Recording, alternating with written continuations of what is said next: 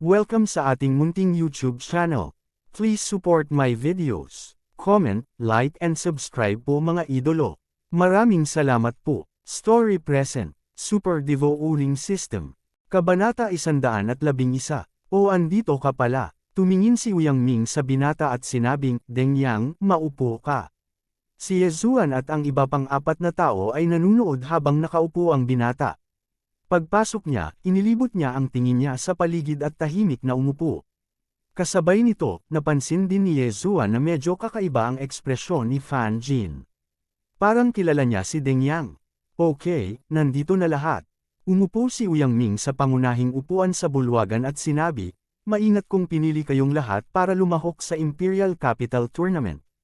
Gayunpaman, ito muna ang sasabihin ko, mayroon lang akong 3 pwesto. 3 spot. Nagulat din ang 6 na taong naroroon, ngunit mukhang kalmado si Deng Yang, na parang walang kinalaman sa kanya ang bagay na ito. Sir Uyang, sinasabi mo bang 3 tayong matatanggal? Nagtatakang tanong ni Fan Jin. Tama na, tumango si Uyang Ming. Ang Imperial Capital Tournament ay hindi isang laro ng bata. Ito ay lubhang mapanganib. Kahit na ang isang martial artist sa tuktok ng ika-10 yugto ng martial path ay maaaring mahulog. Kaya, ako ay magkakaroon ng susunod na pagsusulit.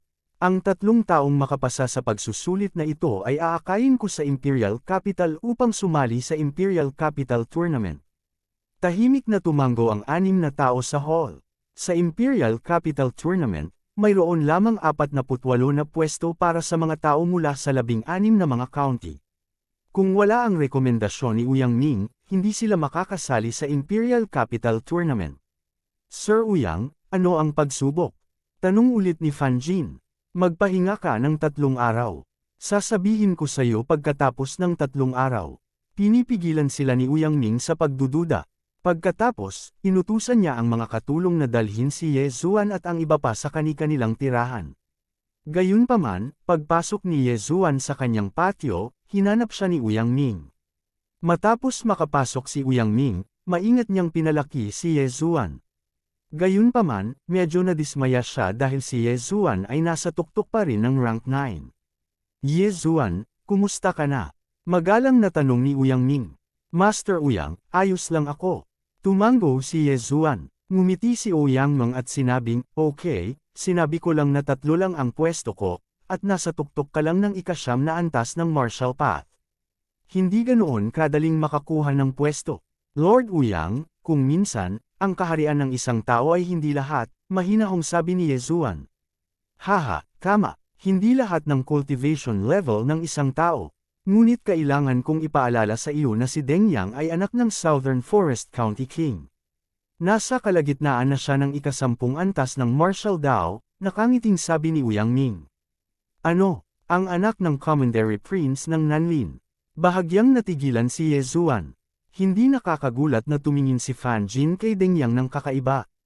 Kaya iyon ang dahilan. Gayunpaman, ang kalagitnaan ng yugto ng ika-10 ranggo ng martial path ay isang problema. Pagkatapos ng lahat, ang second rank duke ng South Forest ay isang eksperto ng True Spirit Realm at may mataas na katayuan. Sa makatuwid, ang kanyang mga anak ay hindi ordinaryong tao. Maaaring may spirit weapon din ang Deng Yang na iyon at nasa gitnang yugto ng 10th realm of the martial path. Mukhang nasa bag ang lugar na ito. Naisip ni Yezuan sa kanyang puso. Bagamat tiwala siya sa sarili niyang lakas, hindi siya sigurado kung matatalo niya si Deng Yang nang hindi siya lalabanan. I think he will get this spot. But with your strength, it shouldn't be too much of a problem to get the second spot. Nakangiting sabi ni Uyang Ming. Siya ay napaka-optimistiko tungkol kay Yezuan. Lord Uyang, nambobola mo ako. Bagamat hindi walang kabuluhan si Yezuan, napakasaya niyang marinig ito. Ito ang tiwala sa kanyang lakas. Sa 3 araw na ito, magpahinga ka ng mabuti. Maaari ka ring pumunta sa South Forest City. Kung may kailangan ka, mahahanap mo ako. Sabi ni Uyang Ming at handa nang umalis. Gayunpaman, pagkatapos niyang umalis, diretsyong lumabas din si Yezuan. Ngayon, kailangan niyang gamitin ng husto ang 1500 Devo Uling points at magsikap na i-maximize ang mga benepisyo. Sa sandaling iyon, gumamit siya ng 1,500 puntos para makipagpalitan ng 3 spirit weapon longswords. Oo, spirit weapon. Inubos ng 3 spirit weapon longsword na ito ang lahat ng devouring points ni Yezuan. Siya ay naiwan lamang ng bahagyang higit sa 10 puntos. Ang susunod na kailangan niyang gawin ay ibenta ang 3 spirit weapon longsword na ito o ipagpalit ang mga ito sa heavenly treasures. Ito ang kanyang plano. Pagkatapos, binalot niya ang 3 spirit weapon longswords. Pero paglabas niya, bigla siyang may nabunggo. Si Fan Jin iyon ng Fan family. Oh, Kuya Ye, lalabas ka rin ba? Nagtatakang tanong ni Fan Jin. Nang marinig ito, labis na nalito si Yezuan. Ito ay dahil napilayan niya si Fan Yu ng Fan family. Hindi ba gustong maghiganti ni Fan Jin? Kuya Ye, nakababatang kapatid ko lang si Fan Yu. Mas masahol pa ang talento niya kaysa sa akin. Wala akong kwenta na makipag-away sa'yo dahil sa kanya. Sabi ni Fan Jin nang makita niya ang kakaibang ekspresyon ni Yezuan. Ganun ba, naging seryoso ang ekspresyon ni Yezuan? Hindi lang niya napilayan si Fan Yu, ngunit pinatay din niya ang ilang eksperto ng Fan family. Kapag nalaman ng Fan family, hindi nila hahayaang magpahinga ang bagay na ito. Oo, nakakuha ako ng ilang armas noong nakaraang karanasan ko. Gusto kong ibenta ang mga ito.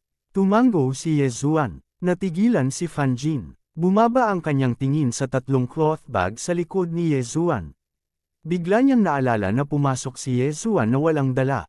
Pero ngayon, lumabas siya na may dalang 3 armas. Kuya Ye, baka may interspatial ring ka.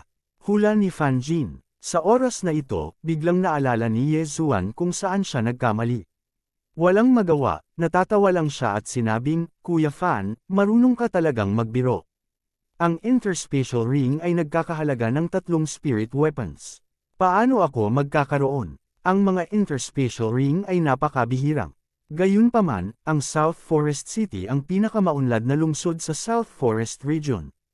Isang interspatial ring ang lumitaw dati. Totoo yan, naiinggit na sabi ni Fan Jin. Kung tutuusin, kahit ang Fan family niya ay walang interspatial ring. Si Yezuan ay nasa tuktok lamang ng 9th tier ng martial path. Kung mayroon siya, isang krimen ang magkaroon nito. Hehe, may gagawin pa ako. I'll take my leave, sabi ni Yezuan at diretsyong lumabas. Gayunpaman, hindi nagtagal pagkatapos niyang umalis sa Uyang Manor, bigla siyang may naalala. Hindi niya kailangang ibenta ang 3 spirit weapons na ito sa iba. Maaari niyang ibenta ang mga ito kay Uyang Ning, ang Imperial Inspector.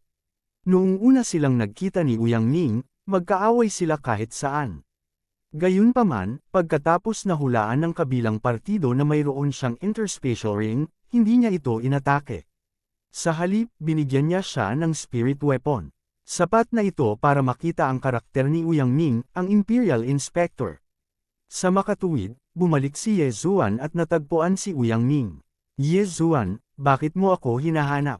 Curious na tanong ni Uyang Ning nang makita niya si Yezuan. Hinubad ni Yezuan ang mahabang itim na bag sa kanyang likod at magalang na sinabi, Sir Uyang, ganito po ito. Noong nagsasanay sa labas ang junior na ito, nagkataon siyang nakakita ng kayamanan at nakakuha ng ilang bagay. 3 spirit weapons ito, kaya gusto kong ibenta ang mga ito. I wonder if Sir Uyang can recommend a place. Tuldok panipik. Kabanata 112. Oh, biglang tumayo si Uyang Ning at kinuha ang espada. Binuksan niya ito at tinignan. Nagningning ang mga mata niya. Whoosh! Hinugot niya ang isa sa mga espada at nilaslas ang langit. Ang slash na ito ay bumagsak sa hangin sa napakabilis na bilis. Maging si Yezuan ay hindi malinaw na nakikita ang bilis nito. Nagulat na sabi ni Uyang Ning, ito ay talagang isang espiritong kasangkapan. Bukod dito, ito ay isang bagong huwad na kagamitang espiritu. Walang mga galos ng labanan, maswerte ka. Sapat na ang 3 spirit tool para makabawi sa isang interspatial ring. Panipi, ang swerte din ng batang ito. Ngumisi si Yezuan. Ngayon, mas mataas ang pagsusuri ni Uyang Ning kay Yezuan. Pagkatapos ng lahat, upang maging isang powerhouse, ang isa ay hindi lamang nangangailangan ng talento, kundi pati na rin swerte. Minsan, mas mahalaga ang swerte kaysa talento. Walang alinlangan, taglay ni Yezuan ang dalawang salik na ito ng magkasabay. Hanggat walang aksidente, tiyak na magiging powerhouse siya. Pagkatapos, hinugot ni Uyangming ang dalawa pang spirit sword at sinubukan ang mga ito. Ayon sa aking pagtatansya, ang halaga ng tatlong spirit tool na ito ay humigit kumulang 9 milyong tael ng ginto. Kung sila ay isusubasta, sila ay nagkakahalaga ng 10 hanggang 12 milyong tael ng ginto. Pagkatapos niyang magsalita, bigla siyang lumingon at sinabing, kung maaari, sana ay mabenta mo sa akin. Ang pinakamataas na presyong maya-alok ko ay 12 milyong tael ng ginto. Paano naman? Nang marinig ito, tuwang-tuwa si Yezuan at nagmamadaling sinabi, "Salamat, Sir Uyang." Mayroon ding interspatial ring si Uyang Ming. Agad siyang naglabas ng 12 hugis diamante na mababang uri ng kristal. Sa South Forest City, ang pangunahing pera ay ginto. 12 milyong tael ng ginto ay katumbas ng 12 bilyong tael ng pilak. Ang isang mababang uri ng kristal ay nagkakahalaga ng 100 milyong tael ng pilak, na 1 milyong tael ng ginto. 12 mababang uri na kristal ay eksaktong 12 milyong tael ng pilak. Kinuha ni Yezuan ang 12 mababang uri ng kristal at tuwang-tuwa. Ako ay mayaman, ako ay mayaman. Sa mga ito, ako ay direktang makakalusot sa ika-10 antas ng Marshall Path. Sa sandaling ito, biglang nagtanong si Uyangming, "Yezuan, sa hitsura nito, tatlong mga kagamitang pang-espiritu ang tila hindi mo limitasyon." Ahem. Actually, may ilan pa ako dito. Pero pinag-iisipan ko kung ibebenta ko ba sila o hindi. Master Uyang, bakit hindi ko babalikan at pag-isipan ito? Kung gusto kong ibenta, bakit hindi ko unahin si Master Uyang? Sabi ni Yezuan na may kakaibang ekspresyon. Mukhang nakahanap ka ng napakalaking kayamanan. Sige, kung gusto mo pang ibenta, pwede kang pumunta sa akin anumang oras. Tumango si Ouyang. Pagkatapos noon, mabilis na umalis si Yezuan. Nakangiti si Ouyang habang pinapanood siyang umalis. Sa tatlong spiritual sword na ito, ang kapangyarihan ng 7-sword battle formation ko ay nadouble man lang. Haha, awesome! Matapos makuha ang 12 mababang uri na kristal, mabilis na bumalik si Yezuan sa kanyang patio at sinimulang kainin ang mga ito. Ding! Nakakuha ang host ng 1,200 devouring points.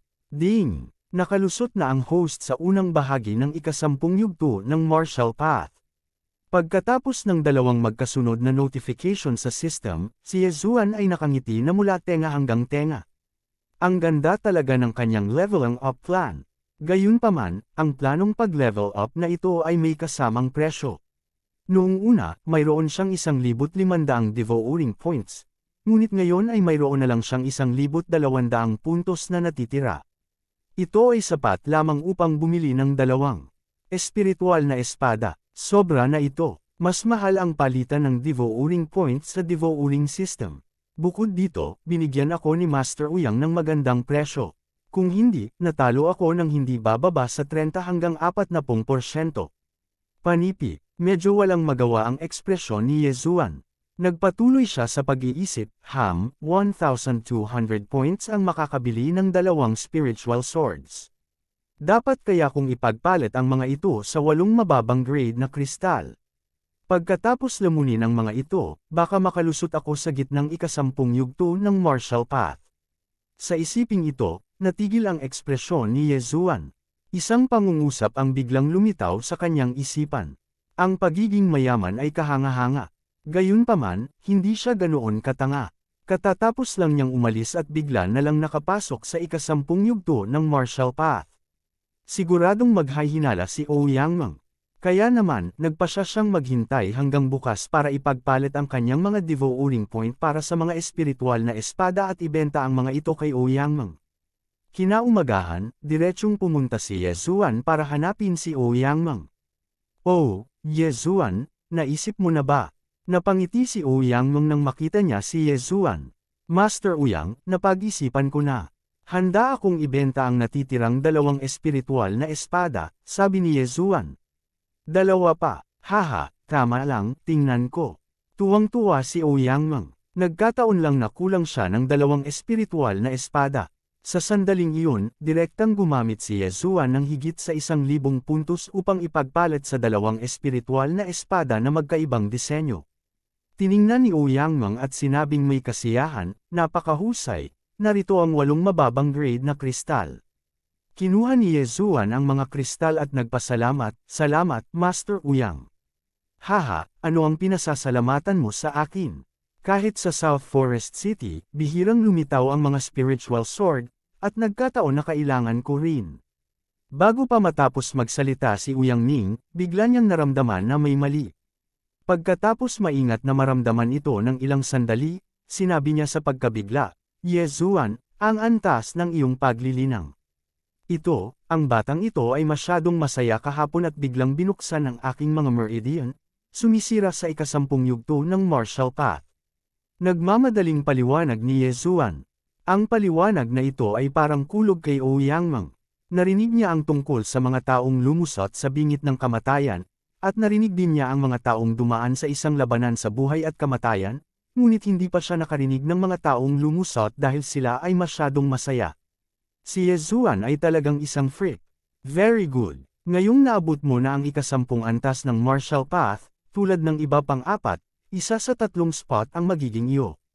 Tuwang-tuwa si Ouyang dahil wala siyang itinuro kay Yesuan. Ang lahat ng ito ay sariling pagsisikap ng huli. "Master Ouyang, gagawin ko ang aking makakaya." Magalang na sabi ni Yesuan at tumalikod na para umalis. Hinugot ni Ouyang ang 2 espiritual na espada at inilabas ang 5 espiritual na espada mula sa yin at yang ring. Ang nakakagulat ay ang 7 espiritual na espada ay biglang pumailanglang sa hangin. Sa isang iglap, ang looban ay napuno ng malakas na hangin. Ang 7 espiritual na espada ay tila nabaliw, naglalaslas ng random. Kung may padalos-dalos na pumasok, malamang mapupunit sila. Half, ang konsumo ng 7 Swords Battle Formation ay talagang mataas. Sa aking kaharian, 5 segundo lang ang kaya kong hawakan. Gayunpaman, ang 7 Swords Battle Formation na ito ay talagang makapangyarihan. Kahit na pumasok ang isang martial artist ng middle stage ng True Spirit Realm, hindi siya makakalabas ng hindi nasaktan. Ang Yesuan na ito ay talagang aking benefactor. Kung hindi niya iuulat ang usapin ng Beast God Sect sa Emperador, hindi ako magkakaroon ng napakaraming kristal. At ang usapin ng Beast God Sect ay salamat din sa kanya. Ungol ni Ouyang. Matapos makuha ang 8 mababang grade na kristal, nagmamadaling bumalik si Yesuan sa kanyang patio. Gayunpaman, sa pagkakataong ito, hindi niya nilunok ang 8 mababang uri ng kristal ng sabay-sabay. Sa halip, isa-isa niyang nilunok ang mga ito. Ding, ang host ay nakalunok ng mababang grade na kristal, ang reward ay 100 devouring points. Ding, ang host ay nakalunok ng mababang grade na kristal, ang reward ay 100 devouring points. Kabanata 113. Ang sistema ay patuloy na tumutunog sa kanyang isipan habang ang mga kristal sa kamay ni Yesuan ay isa-isang naglaho. Pagkaraan ng ilang sandali, lahat ng 8 kristal na mababa ang grado ay nilamon na niya. Damn it, pagkatapos makapasok sa ikasampung yugto, ang aking karanasan ay nadagdagan ng marami. Nagmura si Yesuan sa kanyang puso. Matapos lumunin ang 8 mababang uri ng kristal, naramdaman niyang hindi pa niya naabot ang limitasyon. Sa tansya niya, kailangan pa niya ng 3 o 4 pang kristal. Anong maling kalkulasyon? Parang lumunin ko man ang Golden Eagle Bow, hindi ako makakalusot sa 10th stage. Buntong hininga, sinabi ko kay Master Ouyang na ito ang huling 2 espiritual na sandata. Mukhang kailangan kong maghanap ng iba. Panipi, umiling si Yesuan at muling lumabas ng bahay. Mayroon pa siyang higit sa 900 puntos, na sapat na upang makabili ng isang espiritual na sandata. Pagdating ng oras, magbebenta siya ng iba pang bagay at makapasok sa ikasampung yugto. Pagkaraan ng ilang sandali, dumating siya sa pinakamalaking auction house sa South Forest City. Ito raw ay pag-aari ng second-rank prince ng South Forest. Gayunpaman, bago pumasok sa pinto, nagbalat kayo siya. Nakasuot siya ng itim at nakasuot ng malaking sombrerong kawayan. Tanging mata niya lang ang nakalabas. Sa likod niya, may bitbit siyang mahabang itim na bag. Ito naman ang isa pang weirdo. Napaisip ang isa sa mga attendant ng auction house. Nakangiting bati ni Tu, "Sir, how can I help you? Gusto kong magbenta ng isang bagay na nagkakahalaga ng milyon-milyong ginto." Tawagan ang isang taong may awtoridad dito. Isang malalim na boses ang narinig. Ito ang epekto ng boses ni Yezuan pagkatapos gamitin ang voice-changing bead. "What? Over a million gold taels." Nagulat ang attendant ng auction house at nagmamadaling tumakbo para ipaalam sa mga higher-up ng auction house. Hindi nagtagal, dinala ng attendant ang isang matandang lalaki. Pagkatapos, dinala ng matanda si Yezuan sa isang silid. "Sir, paano ko kayo haharapin?" Nakangiting tanong ng matanda. Nagulat si Yezuan. Pakiramdam niya ay napakalakas ng aura ng matandang ito. Siya ay nasa ika-10 yugto man lang. "Nandito ako para magbenta, hindi para makipagkaibigan." Ngumuso si Yezuan at hinubad ang bag sa kanyang likod. Nang makita ng matanda si Yezuan na kumilos ng ganito, hindi na siya nag-aksaya pa ng oras. Binuksan niya ang pakete at laking gulat niya. Ngayon pa lang, may pagdududa pa rin siya. Gayunpaman, pagkatapos na makita ang treasured sword sa harap niya, agad siyang napabulalas. "Gusto mong magbenta ng isang espiritual na sandata? Tama, tatanggapin mo ba itong spirit tool o hindi?" Tanong ni Yezuan. "Oo, syempre." Nagmamadaling sinabi ng matanda, ang presyo sa merkado ng isang spirit artifact ay humigit kumulang 3 milyon. "Magkano ang gusto mong ibenta? Gusto mo bang ibenta ito sa amin ng direkta o i-auction ito?" "Panipi, ibenta mo na lang ng 3.5 milyon. Sumagot si Yezuan ng walang pag-aalinlangan. "Ito," nag-alinlangan ang matanda. Agad na sinabi ni Yezuan, "Kunin mo ang 3,500,000. Kung isusubasta mo ito, tiyak na kikita ka. Bukod dito, mayroon akong iba pang mga bagay." Panipi, sa katunayan, talagang kumikita ang pagtanggap ng spirit artifact. Pagkatapos ng lahat, ito ay hindi isang bagay na matatagpuan sa lahat ng dako. "Sige, deal." Prangka rin ang matanda, ngunit maingat pa rin niyang sinuri ang sandata ng espiritu. Ito ay talagang isang bagong spirit artifact. "I wonder kung sinong master ang gumawa nito. At saka, sino ang taong ito?" Bagamat labis na nalilito ang matanda, itinago ito ni Yezuan ng husto. Kahit na hindi niya makita ang lakas ni Yezuan. Sa makatuwid, naisip niya na si Yezuan ay isang eksperto sa true spirit realm. Matapos makumpirma na ang treasured sword sa kanyang kamay ay isang spirit artifact, ang matanda ay humingi ng 3 mababang grade na kristal at 50 substandard na kristal. Inalis ni Yezuan ang espada at pagkatapos ay kinalas ang isa pang pakete sa kanyang likod. Sa package na ito, gumastos siya ng 200 DevR points para bumili ng spirit pills at elixir. Kahit na ang 100 Blossom Do na kinuha niya noon ay hindi masama, ito ay epektibo lamang para sa mga taong nasa ibaba ng ika-8 yugto ng martial path. Kung ang isang tao ay nasugatan ng isang tao sa ika-9 na yugto ng martial path, ang 100 Blossom Do ay hindi magagawang matuno ang natitirang espiritual na enerhiya. Nang makita ng matanda ang mga bagay na ito, laking gulat niya. Naisip niya sa kanyang sarili, aling malaking pamilya ang ninakawan ni Yezuan para talagang magkaroon ng napakaraming magagandang bagay. Tuldok, tuldok, tuldok. Matapos manatili sa auction house sa loob ng mahabang panahon, si Yezuan, na nakasuot ng itim, ay direktang umalis. Sa pagkakataong ito, gumastos siya ng 700 DevR points kapalit ng 5 mababang grade na kristal. Agad niyang nilamon ang 4 na mababang klaseng kristal.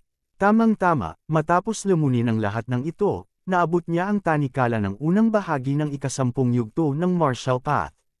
Isang hakbang na lang ang layo niya mula sa pagpasok sa gitnang ika-10 yugto ng martial path. "May natitira pa ako, gagamitin ko pagdating ng panahon." Inilagay ni Yezuan ang huling kristal sa DevR space. Kakainin niya ito kapag kailangan niya. Kahit na ang kanyang kontrol sa espiritual na enerhiya ay hindi masama, haharapin niya ang lahat ng mga batang talento sa imperyo. Hindi maiiwasan na makatagpo siya ng ilang mga henyo na may kamangha-manghang pangunawa. Sa makatuwid, kinailangan niyang mag-iwan ng backup na plano. Ngayon, naiwan kay Yezuan ang 600 DevR points, isang mababang grade na kristal, at isang Golden Eagle Bow na nagkakahalaga ng 3 mababang grade na kristal.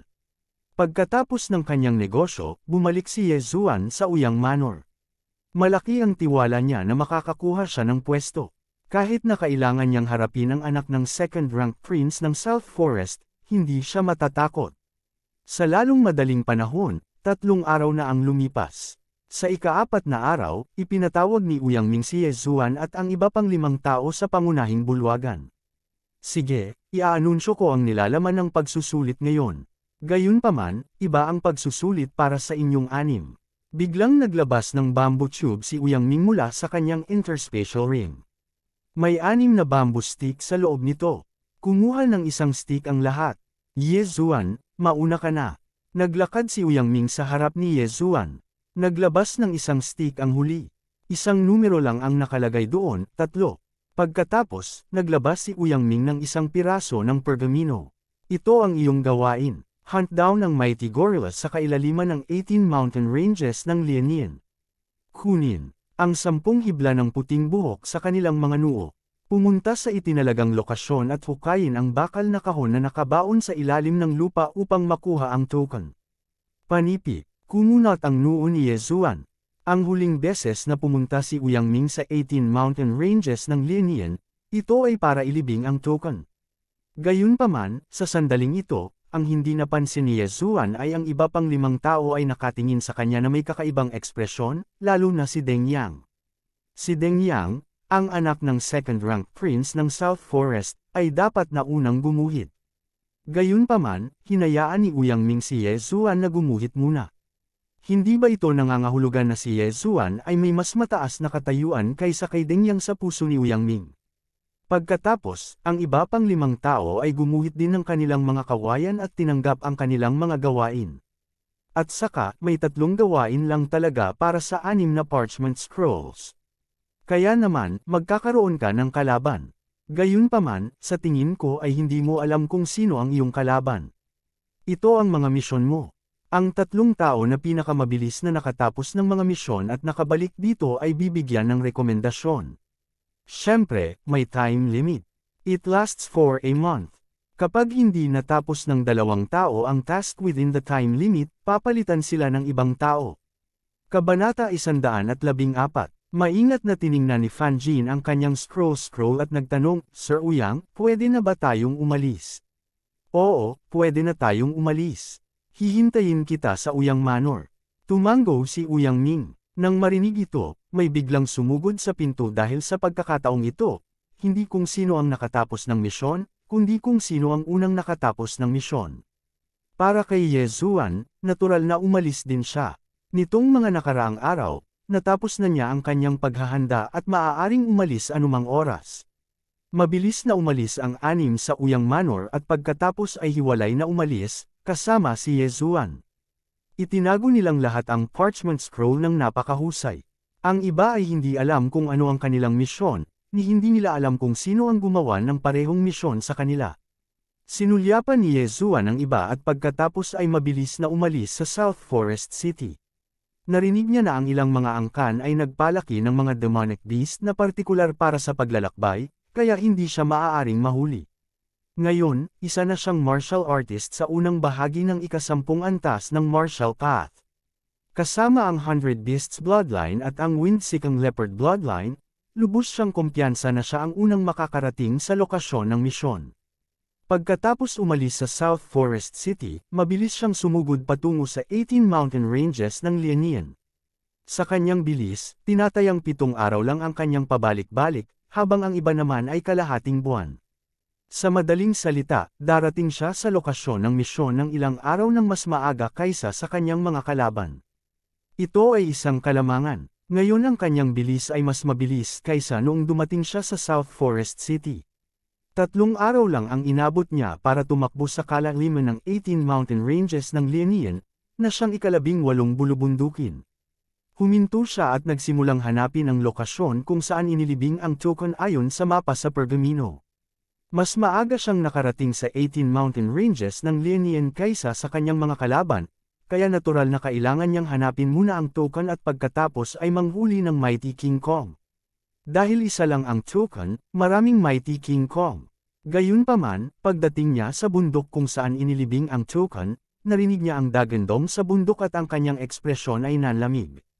Ang lugar pala kung saan nakaburol ang token ay ang pugad ng Mighty King Kong. Direktang kinuha ni Yezuan ang Golden Eagle Bow mula sa devouring space at umakyat sa bundok na may teen-time na ekspresyon. Ayon sa mga tagubilin sa parchment scroll, nalaman niya na ang token ay nakabaon sa ilalim ng puno ng balang sa tuktok ng bundok. Kaya naman, kinailangan niyang umakyat sa tuktok ng bundok. Ang iba pang kinakailangan ng misyon ay makuha ang puting buhok sa noo ng Mighty King Kong. Ang ganitong uri ng halimaw na tinatawag na Mighty King Kong ay natural na isang 10th rank monster.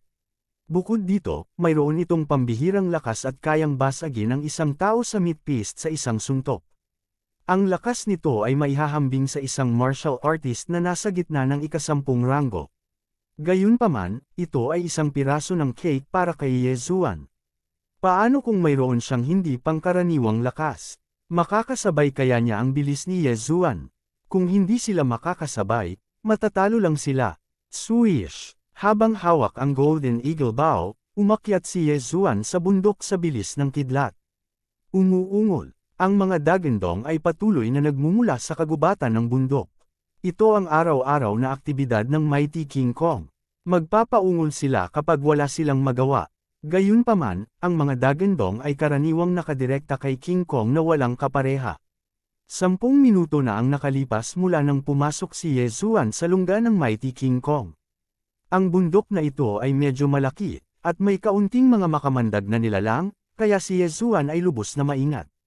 Gayunpaman, sa sandaling ito, umuungol, biglang, isang nakakabinging dagandong ang bumagsak sa tenga ni Yezuan, na naging sanhi ng pag-freeze ng kanyang ekspresyon.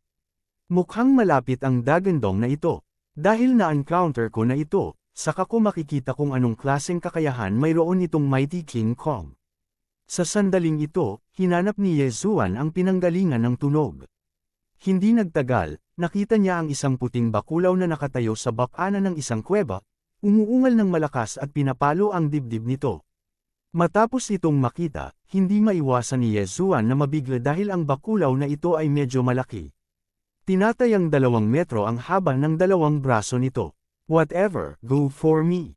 Direktang hinayla ni Yezuan ang Golden Eagle Bow sa kanyang kamay. Pagkatama ay bigla niya itong binitawan. Swish! Isang nakakatalam na tunog ang bumasag sa hangin. Ang espiritual na puwersa ay naging chi at nagwalas sa harap ng Mighty King Kong sa isang iglap. Boom! Ang palaso ng espiritual na puwersa ay sumabog, at napuno ng usok at alikabok ang hangin. Napasigaw ang Mighty King Kong. Gayunpaman, ang ikinagulat ni Yezuan ay ang Mighty King Kong na ito ay talagang hindi nasaktan at nagmamadaling patungo sa kanya. Napakalakas ng depensa, ni hindi makalusot sa balahibo nito ang sumasabog na Star Arrow. Palihim na bamulong si Yezuan sa kanyang puso. Natutunan na niya ang pangalawang antas ng Exploding Star Arrow, na itinuturing na isang 8th grade martial arts technique. Kasama ng Golden Eagle Bow, ang kapangyarihan ay tiyak na sapat para pumatay ng isang walang pagtatanggol na 10th level martial artist. Gayunpaman, ang gayong pag-atake ay hindi makalusot sa depensa ng Mighty King Kong. Damn it, I'll let you have taste of the 3rd level of the Exploding Star Arrow. Naningkit ang mga mata ni Yezuan. Direkta siyang gumastos ng halos 100 mga puntos sa paglamon upang ipagpalit sa ikatlong antas ng Exploding Star Arrow. Pagkatapos, hinayla niyang muli ang busog, tinutukan ng makapangyarihang hari kung na sumusugod sa kanya, at nagpaputok ng isa pang palaso. Swish! Ang tunog at bilis ng arrow na ito ay mas malakas at mas mabilis kaysa dati. Ang mga halimaw ay mga halimaw pagkatapos ng lahat. Hindi mataas ang kanilang katalinuhan. Bukod dito, ang mga marahas na halimaw tulad ng Mighty King Kong ay bihirang umiwas. Ang Mighty King Kong na ito ay hindi umiwas at direktang sinuntok ang Spiritual Force Arrow. Boom! Nagbanggaan ang Exploding Star Arrow at ang kamao ng Mighty King Kong, na agad na nagdulot ng libu-libong patong ng mga alon ng hangin. Ang espasyo sa lugar na ito ay tila baluktot, at isang mahinang sunog na amoy ang kumalat. Hehe, papayag kang makasigaw. Masaya ka bang masabugan ka ng Exploding Star Arrow? Biglang ngumisi si Yezuan. Ang ikatlong antas ng Exploding Star Arrow ngayon ay sapat na makapangyarihan upang masira ang depensa ng Mighty King Kong.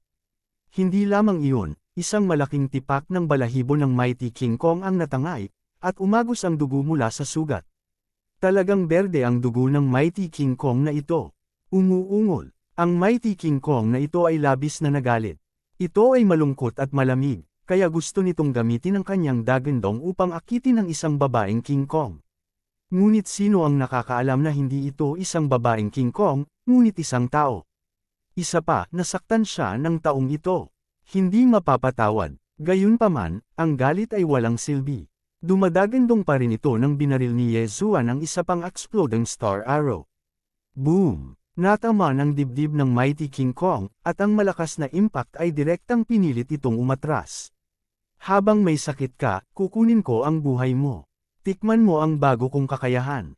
Itinaas ni Yezuan ang kanyang kamay at hinayla ang Golden Eagle Bow.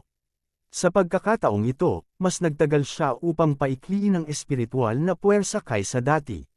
Baka gusto niyang paikliin ang buong espiritual na puwersa at pagkatapos ay masaktan ng gusto itong Mighty King Kong. Ang bawat martial art ay naiiba. Ang Chaotic Star Arrow at ang Exploding Star Arrow ay nangangailangan ng iba't ibang espiritual na puwersa upang mapawi. Ang mas maraming espiritual na puwersa ay pinalapot, mas malakas ang kapangyarihan. Gayunpaman, sa pagkakataong ito, ang espiritual na puwersa na pinalapot ni Yezuan ay lumampas na sa saklaw ng ikatlong antas ng Exploding Star Arrow. Magulong Star Arrow, swish! Habang lumuluwag ang mga daliri ni Yezuan, ang pinalapot na puwersang espiritual ay agad na naging isang palaso at bumaril. Gayunpaman, pagkatapos iputok ang palasong ito, nahati ito sa siyam na sumasabog na Star Arrow. Kabanata 115. Si Yezuan ay nagkaroon ng ideyang ito noon, ngunit hindi niya maaaring pagsamahin ang Exploding Star Arrow sa Chaotic Star Arrow kahit na sinubukan niya ng maraming beses. Gayunpaman, kalaunan ay nalaman niyang hindi ito kailangan dahil maaari itong ipagpalit sa devouring system. Ang Chaotic Star Arrow ay nagkakahalaga ng Yezuan ng 100 devouring points. Napakamahal noon. Gayunpaman, tiyak na sulit ito. Boom! Boom! Boom! Sunod-sunod na pagsabog ang tumunog. Ang Mighty Gorilla na kakabangon lang ay biglang nahulog ulit. Pinasabog na ito ng 9 exploding star arrows nang hindi na makilala. Ang buong itaas na katawan nito ay naputol ng husto. Ang lakas ay sapat na, ngunit ang konsumo ay sobra. Ang espiritual na kapangyarihang natupok sa isang shot ay higit sa 10 shot ng exploding star arrow at 10 shot ng chaotic star arrow. Napabuntong hininga si Yezuan at saka naglakad palapit. Sa oras na ito, mayroong isang high-grade mortal sword sa kanyang kamay. Umuungol, malubhang nasugatan ng Mighty Gorilla at nakakapaglabas lamang ng mahinang dagandong. Let's fight for survival of the fittest. Bumulong si Yezuan habang sinasaksak niya ang kanyang espada sa sugat sa dibdib ng Great Strength King Kong, na tumusok sa puso nito. Patay! Ang Mighty Gorilla na maihahambing sa middle stage ng martial path ay madaling napatay ni Yezuan. Kung may iba dito sa ganitong oras, siguradong magugulat sila. Pagkatapos, hinugot ni Yezuan ang isang espesyal na buhok mula sa noo ng Mighty Gorilla at nilamon ang bangkay. Ding, nilamon ng host ang isang bangkay ng demonyong halimaw. Nakakuha ka ng 3 devouring points. Ding, ang 100 Beast Essence Blood slot ay tumaas ng 1 punto. Damn, this corpse is worth 3 million taels of silver. Kung makapatay pa ako ng ilan, hindi ba ako makaka-level up? Nagulat si Yezuan. Nakalunok na siya noon ng ilang demonic beast ng 10th rank, ngunit medyo mahina ang kanilang lakas, hindi hihigit sa 1 o 2 milyong tael ng pilak. Gayunpaman, ang Mighty Gorilla na ito ay nagkakahalaga ng 3 milyong tael ng pilak. Haha, awesome, I found a place to level up. Tuwang-tuwa si Yezuan. Ngayong nasa early stage na siya ng martial path, naabot na niya ang kadena. Hanggat nakapatay siya ng 20 o 30 higit pang mga demonyong hayop, maaaring makalusot siya sa middle stage ng martial path. Gayunpaman, sa sandaling ito, direkta niyang nilamon ang huling lower grade crystal. Ding! Nakapasok na ang host sa kalagitnaan ng yugto ng 10th rank. Upang mas mabilis na patayin ang Mighty Gorilla, pinili ni Yezuan na mag-level up ng walang pag-aalinlangan. Sa sandaling ito, nasa parehong antas na siya ng anak ng Southern Forest Commandery Prince. Siya ay 16 na taong gulang, habang si Deng Yang ay 22 taong gulang. May 6 na taong agwat sa pagitan nila, ngunit sila ay nasa parehong antas. Sa harap ni Ye Zuan, si Deng Yang ay hindi man lang umutot. Gayunpaman, hindi naging kampante si Ye Zuan dahil sasali siya sa Imperial Capital Tournament. Ang mga taong inirekomenda ng 16 na patrol envoys ng Profound Sun Empire ay halos pareho. Ang mga pinag-iingat ni Ye Zuan ay ang mga batang talentong naninirahan sa kabisera ng Imperial. Sige, ngayong alam na natin ang lakas ng Mighty Vajra, simple lang ang susunod na hakbang. Hanapin muna natin ang token na iyon. Nagpatuloy si Ye Zuan sa pag-akyat sa bundok. Matapos makapasok sa kalagitnaan ng ikasampung yugto ng Martial Path, ang kanyang espiritual na enerhiya ay tumaas ng isang antas, kaya ang kapangyarihan at bilis ng Chaotic Arrows ay mas malakas kaysa dati. Matapos ang pambihirang tagumpay, nakatagpo niya ang pangalawang Mighty Gorilla, ngunit sa pagkakataong ito, ginamit lang niya ang Chaotic Arrows para patayin ang Mighty Gorilla. Hindi na niya kailangan pang gamitin ang huling hit. Ding! Nakalunok ng halimaw na bangkay ang host at nakakuha ng 3 devouring points. Ding! Nakalunok ng halimaw na bangkay ang host at nakakuha ng 3 devouring points. Ding! Nakalunok ng halimaw na bangkay ang host at nakakuha ng 3 devouring points. Ang lakas ng nasa hustong gulang na Mighty Gorillas ay halos pareho, kaya ang kanilang mga bangkay ay pare-parehong nagkakahalaga ng 3 devouring points. Bago marating ni Ye Zuan ang tuktok ng bundok, nakapatay na siya ng higit sa 10 Mighty Gorillas at nakakuha ng 50 devouring points. Nakakuha din siya ng 10 kakaibang puting buhok sa noo ng Mighty Gorilla. Upang mapataas ang kanyang kahusayan, gumugol siya ng 12 ng mga devouring points upang ipagpalit sa isang bote ng elixir na mabilis na makapagpapanumbalik ng espiritual na enerhiya. Siya ay orihinal na may 100 Flowers bloodline, kaya ang kanyang pisikal na lakas at espiritual na bilis ng pagbawi ng enerhiya ay tumaas. Sa bote ng elixir na ito, kaya niyang pumatay ng kontento. Matapos patayin ang higit sa 30 Mighty Gorillas, sa wakas ay narating niya ang tuktok ng bundok. Iyan ba ang puno ng balang?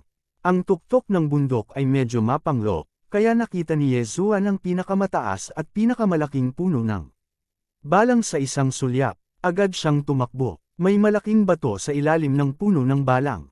Ayon sa mga tagubilin sa pergamino, ang kahon na bakal na may token ay ibinaon sa ilalim ng malaking bato. Si Ye Zuan ay tumakbo at sinipa ang bato, pagkatapos ay hinukay niya gamit ang kanyang mga kamay. Tama nga, may isang kahon na bakal na nakabaon sa ilalim ng bato. Diretso itong binuksan ni Ye Zuan, at mayroong isang bronze token na tahimik na nakahiga sa loob. Uyang! Matapos makita ang token, nagulat si Ye Zuan, ngunit mabilis siyang kumalma dahil ang token na ito ay hindi token ng Imperial Inspector, kundi ang token ng Uyang Manor. Talagang pinahahalagahan ako ni Lord Uyang, at talagang ibinigay niya sa akin ang token ng Imperial Inspector. Kung kinuha ko ang token ng Imperial Inspector at gumawa ng mga kabalbalan, kung gayon siya ang magdurusa. Hindi alam, bahagyang tumaas ang posisyon ni Uyang Ming sa puso ni Ye Zuan. Dahil nakuha na niya ang token, hindi na natili si Ye Zuan at agad na umalis. May kabuuang 2 target sa parchment, at 2 token ang kabuuan. Mas malapit ang bundok sa ilalim ng aking mga paa, kaya kung gusto akong talunin ang aking kalaban, kailangan niyang pumunta sa kabilang lokasyon upang kunin ang token. Mukhang mayroon akong higit sa sapat na oras. Napaisip si Ye Zuan habang bumababa siya ng bundok. Tinansya niya na nauuna siya ng 3 araw sa pagpunta rito, at 3 araw na nauuna sa pagbabalik. Bukod dito, nakuha na niya ang token sa unang target. Kung gusto ng kanyang kalaban na kumpletuhin ang misyon, kailangan nilang pumunta ng mas malalim sa ika-18 mountain range, na tatagal ng 1 o 2 araw, maliban kung inagaw nila ang token mula sa kanya. Sa makatuwid, mayroon siyang halos 1 linggong oras para pumatay ng mga halimaw at mag-level up. Kaagad, sinimulan niya ang mahabang pagpatay. Ngayong mayroon na siyang violent arrow na maaaring pumatay sa isang 10th rank Mighty Gorilla. Sa tuwing gagamitin niya ito, maaari niyang kitilin ang buhay ng isang Mighty Gorilla. Isang mighty gorilla ang nagbigay sa kanya ng 3 devouring points, at mayroong kahit 1,000 mighty gorillas sa bundok na ito. Sa makatuwid, si Yezuan ay pumatay sa kanyang puso. Gayunpaman, bigla niyang naalala na maaari siyang makakuha ng mas maraming oras. Bakit ba ang tanga ko? Kung pupunta ako sa pangalawang lokasyon at kunin ang isa pang token, hindi matatapos ng kalaban ko ang misyon maliban kung kukunin niya ang token sa akin. Sa sandaling iyon, mabilis na bumaba ng bundok si Yezuan at tumakbo patungo sa kabilang lokasyon. Pagkatapos ng isang araw, diretso siyang nakarating sa pangalawang lokasyon. Kung ibang tao, malamang 2 o 3 araw. Kabanata 116. Kung ito ay isang ordinaryong mandirigma, hindi magiging problema ang umakyat sa isang bangin, ngunit mayroong maraming mga makamandag na nilalang sa bangin, tulad ng mga makamandag na gagamba, at ang kanilang mga antas ay hindi bababa sa ikapitong ranggo na halimaw na hayop. Kakailanganin ng maraming pagsisikap upang umakyat. Immuno ako sa lason, at ang bangin na ito ay ilang dosenang metro lamang, hindi dapat maging problema para sa akin ang umakyat. Agad na gumawa ng desisyon si Yezuan sa kanyang puso. Para sa mga ordinaryong tao, ang bangin na ito ay isang bangungot, ngunit para kay Yezuan, ang bangin na ito ay hindi mahirap. Sa loob lamang ng 10 minuto, umakyat si Yezuan sa tuktok ng bangin, at sigurado, mayroong isang kahon na bakal. Lumapit si Yezuan, binuksan ang bakal na kahon, kinuha ang isa pang token, at pagkatapos ay bumaba. Ngayon, ang 2 token ng misyong ito ay kasama ko, basta't babalik ako sa South Forest City sa loob ng itinakdang oras, magiging maayos. Ito. Nakahinga ng maluwag si Yezuan, pagkatapos ang susunod na hakbang ay ang kanyang plano sa pag-upgrade. Pagkaraan ng isa pang araw, nagmadali siyang bumalik sa pugad ng Great Power King Kong, at pagkatapos ay nagsimulang pumatay. Isang mahusay na kapangyarihang haring kung ang nagbigay ng 3 puntos na lumalamon, ang 10 mahusay na kapangyarihang haring kung ay nagbigay ng 30 puntos, at 100 sa kanila ang nagbigay ng 300 puntos. Kung katayin niya ang bundok na ito, natatakot siya na makakuha siya ng 1,000 puntos ng paglamon. Gayunpaman, sa ikatlong araw ng pagbabalik ni Yezuan, 2 tao ang biglang pumasok sa bundok. Ajin, maraming Great Power King Kong sa bundok na ito, kahit ako dapat mag-ingat, dapat sumunod ka sa akin ng malapitan mamaya. Sabi ng isang medyo may edad na sa isang binata. Pare, huwag kang mag-alala. Nakalusot na ako sa ika-10 antas ng Marshall Path, hindi problema ang humarap sa isang Great Power King Kong. Sabi ng binata, ang binatang ito ay talagang si Fan Jin ng Fan Family, ang kalaban ni Yezuan sa pagkakataong ito. At ang lalaking nasa katanghaliang gulang na ito ay ang ama ni Fan Jin, si Fan Yuan ng pamilyang Fan sa South Forest City. Huwag kang kumagat ng higit sa kaya mong nguyain, sundan mo akong mabuti. Ngumuso si Fan Yuan, hawak ang espada sa kanyang kamay, nagsimulang maingat na umakyat sa bundok. Kung narito si Yezuan sa oras na ito, magugulat siya, ngunit hindi siya nagulat kay Fan Jin, kundi kay Fan Yuan. Upang maging tumpak, ito ang sandata sa kamay ni Fan Yuan. Ito ay dahil ang sandata sa kamay ni Fan Yuan ay binili niya sa mataas na presyo. Isang misteryosong tao daw ang nagbenta nito sa auction house. Para makasali si Fan Jin sa Imperial Capital Tournament, espesyal na binili ni Fan Yuan ang isang spirit weapon para sa kanya. Pagkatapos tulungan si Fan Jin na tapusin ang misyon, ibibigay niya itong spirit weapon kay Fan Jin. Sa ganitong paraan, tataas ang lakas ni Fan Jin. Nagsimula silang dalawa na umakyat sa bundok. Ang kanilang bilis ay napakabagal dahil si Fan Yuan ay nasa kalagitnaan lamang ng ika-10 yugto ng martial Dao.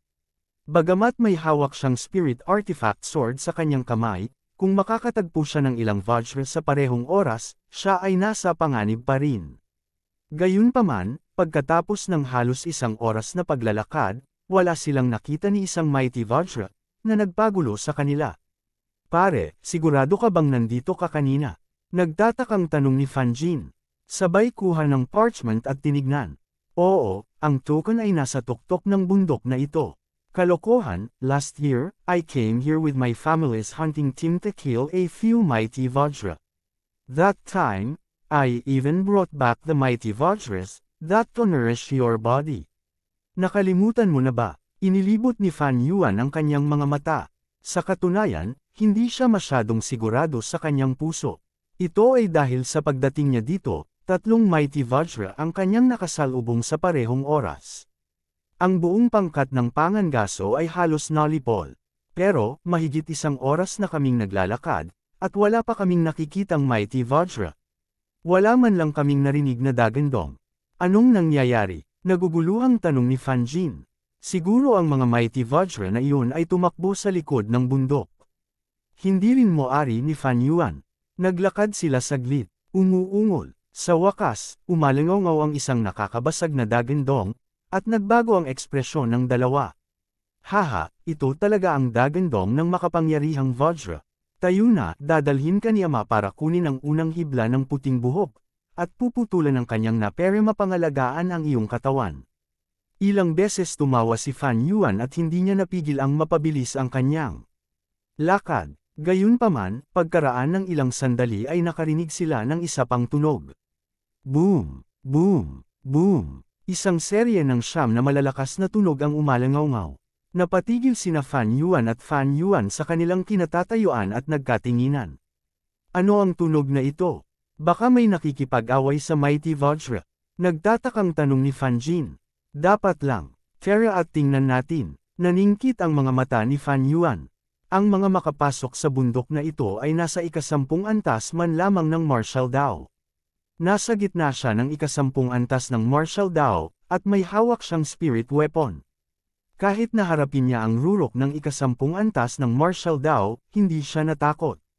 Marami na siyang nagawa tulad ng pagpatay sa mga tao at pagnanakaw sa kanila ng kanilang mga kayamanan, at sa tuwing ang ani ay napakaganda. Umuungol. Sa oras na ito, muling dumating ang tunog ng Mighty Vajra. Dito, narinig ito ni Fan Yuan at agad na ginamit ang kanyang diskarte sa paggalaw para sumugod. Nagmamadali ding sumunod si Fan Jin. Gayunpaman, nang dumating sila sa malapit, nagulat sila nang makitang walang Mighty Vajra, isang tao lamang na nakatalikod sa kanila.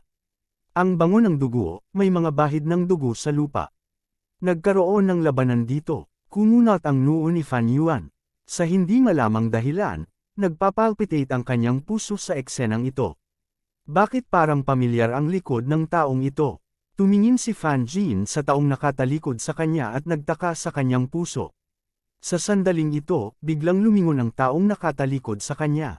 Nang makita ni Fan Jin ng malinaw ang mukha ng tao, nagbago ang kanyang ekspresyon at napabulalas siya, Yezuan. Hindi niya inaasahan na makikilala niya si Yezuan dito. Kung ganoon, si Yezuan ang ibang tao sa misyon na ito. Gayunpaman, ang hindi niya maintindihan ay kung bakit nasa harap niya si Yezuan. Yezuan, bakit ka nandito? Hindi maiwasang magtanong ni Fan Jin.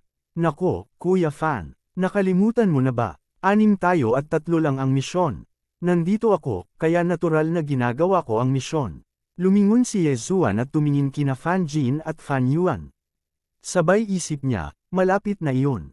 Buti na lang at maagang nakolekta ang bangkay, kung hindi ay natuklasan na. Alam ko, kung ganoon, ikaw ang kalaban ko. Kailan ka dumating? Nagdududang tanong ni Fan Jin. Ngumisi si Yezuan at sumagot, napakaaga akong dumating. Bakit? Imposible. Nakasakay ako sa 8th Order Demonic Beast, ang Windwalker Foal. How could you be in front of me? Hindi makapaniwalang sabi ni Fan Jin. Oh, sorry. Nakasakay ako sa 9th Order Demonic Beast, ang Gale Eagle, casual na sabi ni Yezuan. Ano? Nagulat sina Fan Jin at Fan Yuan. Ang ika-8 order na demonyong hayop, ang Windwalker Foal, ay nahuli ng may kahirapan ng pamilya ng Fan. Gayunpaman, si Yezuan ay talagang mayroong isang 9th order na demonyong hayop bilang isang bundok, at isang lumilipad sa gayon. Paano ito naging posible? Kabanata 117. Tama na yan. Tumango si Yezuan. Ikaw. Medyo nagalit si Fan Jin dahil nahirapan siyang pumunta rito, ngunit natalo siya ni Yezuan. Higit sa lahat, ang misyon na ito ay upang makita kung sino ang unang makakatapos ng misyon at mauunang bumalik. Nakolekta mo na ba ang 10 hibla ng puting buhok? Tanong ulit ni Fan Jin. Walang gamit si Yezuan para sa token lamang. Kailangan din niya ang kakaibang hibla ng puting buhok sa noo ng 10 Strength Guardian deities. Tama na, inabot ni Yezuan ang kanyang dibdib at inilabas ang isang tumpok ng puting buhok. Nang makita ito, kumislap ang mga mata ni Fan Jin na may bakas ng pamatay na layunin. Nakumpleto ni Yezuan ang misyon, kaya hanggat bumalik siya sa Nanlin City, mabibigo siya. Bukod dito, si Yezuan ay may lumilipad na bundok na mas mabilis kaysa sa kanya, kaya kahit na pumunta siya sa ibang lokasyon para kunin ang pangalawang token, hindi niya iligtas ang sitwasyon. Sa sandaling ito, isa lang ang pagpipilian niya, at iyon ay ang patayin si Yezuan. Napagtanto din ito ni Fan Yuan, na nasa tabi ni Fan Jin, ngunit may pagdududa pa rin sa kanyang puso, kaya nagtanong siya, Jin, bakit parang pamilyar ang pangalang Yezuan? Pare, siya ang lumpo kay Fan Yu, sagot ni Fan Jin. Pagkatapos ng kanyang paalala, agad na nag-react si Fan Yuan, kaya ikaw ang nagpapalay sa aking pamangkin, ngunit naalala ko na ang aking pangalawang kapatid ay nagpadala na ng mga eksperto upang patayin ka. Oh, patayin mo ako. Nagkunwari si Yezuan na nagulat, hindi ko alam ang tungkol doon, ngunit hindi ko pa sila nakilala. Panipi, bagamat napatay na niya ang mga ekspertong iyon mula sa pamilya ng Fan, mas mabuting huwag nang ipagkalat ang bagay na ito, maliban kung may tiwala siya na kaya niyang sirain ang pamilya ng Fan. Ganun ba? Kung ganoon, basta papatayin kita, makakasali ang anak ko sa Imperial Capital Tournament at maipaghiganti ang pamangkin ko. Biglang hinigpitan ni Fan Yuan ang kanyang hawak sa espada sa kanyang kamay habang nagsasalita siya. Ganun ba? Hehe, ngumiti si Yezuan nang walang pakialam. Bigla siyang nakakita ng kakaiba. Napaisip siya, oy, di ba yung water split ang sword na ibinenta sa auction house dati? Kaya ganyan, binili ng Fan family. Ang ganda lang, babawiin ko. Sa oras na ito, sumigaw din si Fan Jin, Yezuan, basta't ibigay mo ang misyon at papatayin mo ang lumilipad mong bundok gamit ang iyong sariling mga kamay, hihilingin ko sa aking ama na iligtas ang iyong buhay. Sa karamihan, lampoin ko ang iyong paglilinang. Paano na? Hindi naman sa malambot ang puso niya, ngunit dahil may sama ng loob si Fan Yu sa kanya noong bata pa siya, bilang kapwa angkan, wala siyang magagawa kay Fan Yu. At nang lampoy ni Yezuan si Fan Yu, maaari itong ituring na hindi sinasadyang tinutulungan siyang ilabas ang kanyang galit. What a joke! I'll give you a chance. Kung papatayin mo ang tatay mo, I'll consider spotting your life. Bakas sa mukha ni Yezuan ang pang-aalipusta. Siya at si Fan Yuan ay 12-12 metro ang layo, kaya hindi niya maramdaman ang lakas ni Fan Yuan, ngunit naunawaan niya na mayroon lamang dalawang eksperto sa True Spirit Realm sa South Forest City. Ang isa ay ang Commandery Prince ng South Forest, at ang isa ay ang Imperial Inspector, Ouyang Ning. Sa makatuwid, imposible para sa ama ni Fan Jin na maging eksperto sa True Spirit Realm. Hanggat hindi ito eksperto sa True Spirit Realm, ano ang kailangan niyang katakutin? Bukod dito, maaari siyang maghiganti para sa araw na iyon. Good, since hindi ka marunong mag-appreciate ng kabaitan, then don't blame me. Papa, papatayin ko siya. Panipi, malamig na ngumuso si Fan Jin. Sobra yabang, you really don't know life from death. Bagamat nagulat si Fan Yuan na si Yezuan ay maaaring piliin ni Ouyang Ning, nang lampoy ni Yezuan si Fan Yu, siya ay nasa unang bahagi lamang ng ika-9 na yugto ng martial path. Ilang buwan lang ang lumipas, kaya hindi siya naniniwala na si Yezuan ay maaaring magdulot ng anumang malalaking alon. Sa kanyang tansya, si Yezuan ay hindi hihigit sa ika-9 na yugto ng martial path. Gayunpaman, bigla pa rin niyang tinawag si Fan Jin at ipinasa ang Aqua Splitter Sword kay Fan Jin, na nagsasabing, Ejen, ang Aqua Splitter Sword na ito ay ibibigay sa iyo sa madaling panahon. Ngayon, gamitin ang Spirit Artifact Sword na ito para ipaghiganti si Fan Yu. Okay, kinuha ni Fan Jin ang espada. Bagamat ayaw niyang ipaghiganti si Fan Yu, kung hindi niya papatayin si Yezuan, natatakot siyang maalis siya. Sa makatuwid, sa pagitan niya at ni Yezuan, isa lamang sa kanila ang mabubuhay. Sigurado ka bang ako ang gusto mong patayin at hindi ang tatay mo? Tumingin si Yezuan kay Fan Jin, bahagyang nakakunot ang mga gilid ng kanyang bibig. What big words! Dahil gusto mo na talagang mamatay, tutuperin ko ang wish mo. Malamig na sigaw ni Fan Jin. Noong araw na iyon, napilayan ni Yezuan ang kanyang bantay. Gusto niya itong kalimutan, ngunit ngayon, gusto niyang ipaghiganti ang gwardya na iyon. Tiningnan ni Fan Yuan ang walang kabuluhang ekspresyon ni Yezuan at naguguluhan. Agad niyang pinaalalahanan siya, Jin, huwag kang mag-relax kapag may kaaway. Oo, ama. Tumango si Fan Jin, pagkatapos ay naglakad patungo kay Yezuan na may hawak na water-splitting sword. Tiningnan siya ni Yezuan na dahan-daw ang naglalakad palapit sa kanya nang nakangiti. Iniisip, hindi ko gustong makipagtalo sa iyo, ngunit dahil gusto mo talagang mamatay, tutuperin ko ang iyong hiling. Whoosh! Isang hiwa ang tumagos sa hangin. Si Fan Jin, na nasa maagang yugto ng 10th realm ng martial path, at sa tulong ng isang spirit weapon, ang kanyang pag-atake ay napakabangis. Sa isang kisap mata, nasa harap na siya ni Yezuan.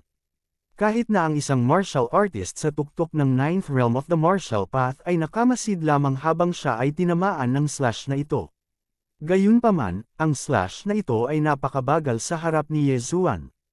Whoosh! Bahagyang inilipat ni Yezuan ang kanyang katawan at iniwasan ang mabangis na laslas na ito. Ano? Nagulat si Fan Jin at itinaas ang kanyang kamay para maglaslas muli. Ang slash na ito ay tumpak na tumama sa katawan ni Yezuan, ngunit nakakagulat na dumaan ito sa kanya. Isang after image. Sa pagkakataong ito, mas nabigla si Fan Jin. Nagmamadali siyang tumingin at nakita ang figure ni Yezuan sa gilid. Sa oras na ito, may gintong longbow si Yezuan sa kanyang kamay. Biglang lumuwag ang kanang kamay ni Yezuan, at lumabas ang isang arrow ng liwanag.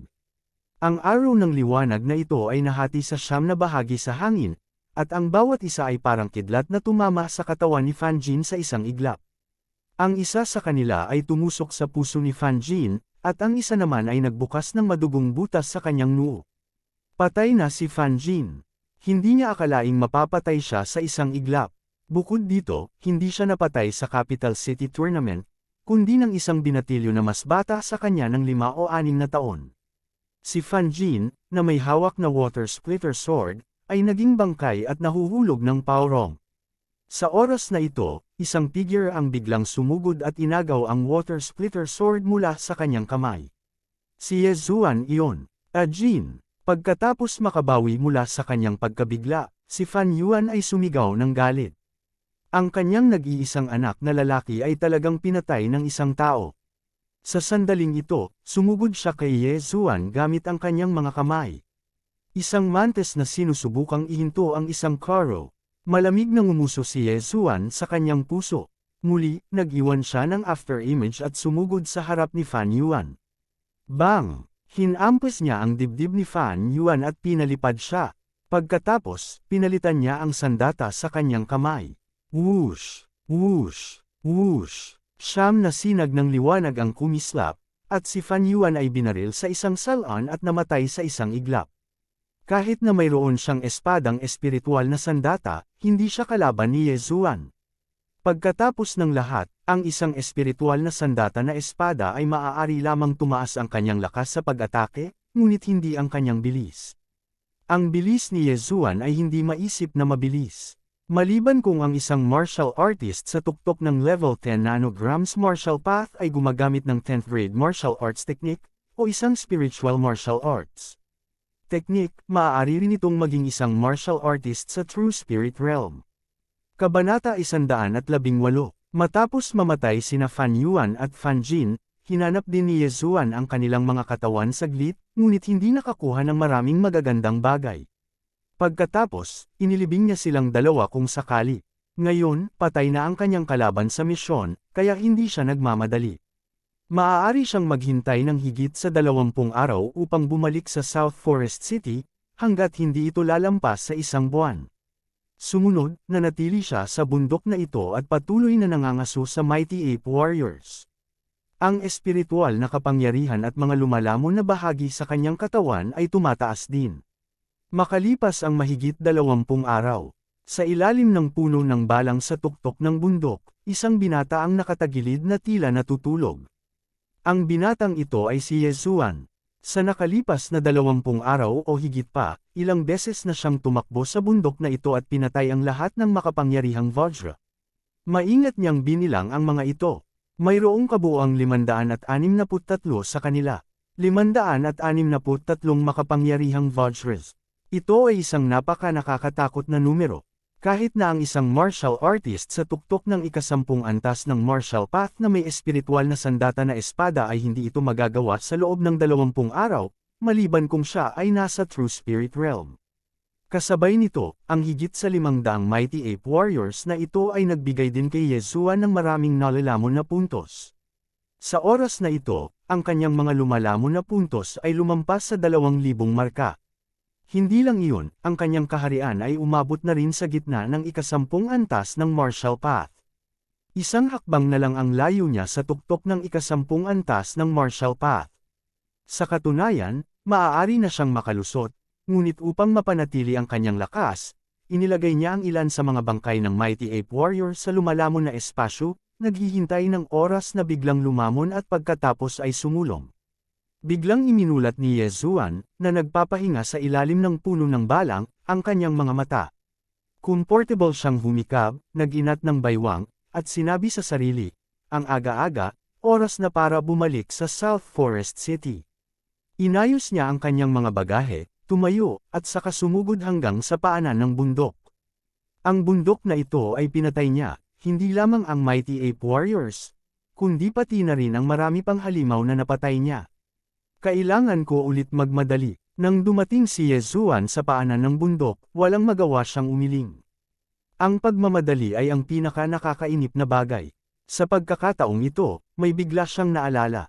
O tama, ang aking 2,000 puntos ng paglamon ay sapat na upang i-upgrade ang Wind-Chasing Leopard Bloodline o 100 Flower Bloodline sa Intermediate Bloodline. Hayaan mo akong subukan. Ang puso ni Yezuan ay kumikilos. Kasalukuyang hindi nakakapag-fuse ang host sa isang mid-level na bloodline. Kung sapilitan mo itong sasamahan, maaari itong maging sanhi ng pagbagsak ng iyong kaharian o pagsabog ng iyong katawan. Gusto mo ba itong bilhin? Matapos marinig ang notification ng system, muling nabigla si Yezuan. Nasa kalagitnaan na siya ng ika-10 yugto ng martial path, ngunit hindi pa rin niya magawang makiisa sa middle grade bloodline. Hindi kailangan niyang maghintay hanggang makapasok siya sa true spirit realm. Hindi lamang ang Windseeking Leopard bloodline, kundi pati na rin ang 100 Flowers bloodline, kaya maaari lang siyang sumuko. Kalimutan mo na, kung hindi ako makapagpalat, iiwan ko muna. Bumalik muna tayo sa South Forest City. Umiling si Yezuan at nawala sa kanyang orihinal na lugar. Makalipas ang ilang araw, sa wakas ay bumalik si Yezuan sa South Forest City. 27 araw pa lamang ang lumipas mula noong umalis siya sa South Forest City. Tumakbo siya hanggang sa Uyang Manor at natagpuan si Uyang Ning. Master Uyang, bumalik na ako. Inilabas ni Yezuan ang 10 puting buhok ng Mighty King Kong at ang token. Medyo nagulat si Uyang Ming at nagtanong, bakit ka nakabalik ng sobrang late? Ayon sa aking pagtatansya, maaaring natapos mo ito sa kalahating buwan. Nakita na niya ang bilis ni Yezuan noon, kaya ginawa niya ang pagtatansya na ito. Nagkaroon ako ng problema, ngunit nagkaroon din ako ng fortuitous encounter, kaya medyo na late ako.